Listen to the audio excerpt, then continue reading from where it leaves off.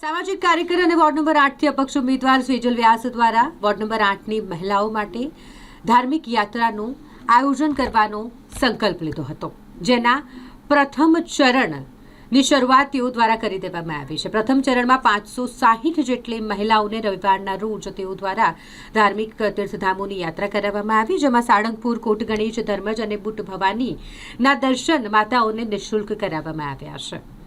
Ward number 8 થી અપક્ષ ઉમેદવાર અને સામાજિક કાર્યકર સ્વેજલ વ્યાસ દ્વારા એક સંકલ્પ લેવામાં આવ્યો છે કે વોર્ડ નંબર 8ના વિસ્તારની જે 15,000 મહિલાઓ છે તેમના માટે તેઓ નિઃશુલ્ક તીર્થધામ યાત્રાનું આયોજન કરે અને તે સંકલ્પની પૂર્તિની શરૂઆત કરી દેવામાં આવી છે। પ્રથમ ચરણમાં રવિવારના રોજ 560 જેટલી મહિલાઓ જેઓને બસ મારફતે તીર્થધામોના દર્શન કરાવવામાં આવ્યા, જેમાં 560 જેટલી મહિલાઓની તમામ પ્રકારની સુવિધા અને સુરક્ષા મળી રહે તે માટેનું પણ પૂરતું આયોજન તેઓની ટીમ દ્વારા કરવામાં આવ્યું હતું। જય શ્રી રામ।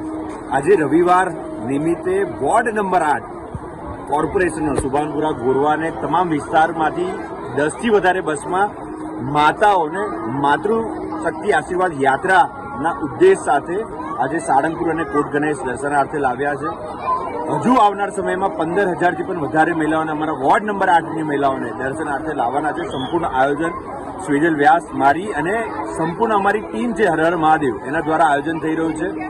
ઘણા બધા માતાઓના દર્શન કરવાના બાકી છે। સર્વ લોકોને અહીંયા લાવીને દર્શન કરવાના છે અને આવનાર સમયમાં મોટી સંખ્યામાં બીજા મંદિરે, બીજા તીર્થધામે પણ દર્શન કરવા લઈ જઈએ એવું આયોજન અમારા દ્વારા કરવામાં આવ્યું છે। જે લોકો આ યાત્રામાં જોડાયા છે એ સર્વ માતાઓ, બહેનો અને સર્વ સોસાયટીના આગેવાનોનો હું દિલથી, હૃદયથી આભાર વ્યક્ત કરું છું। હર હર મહાદેવ।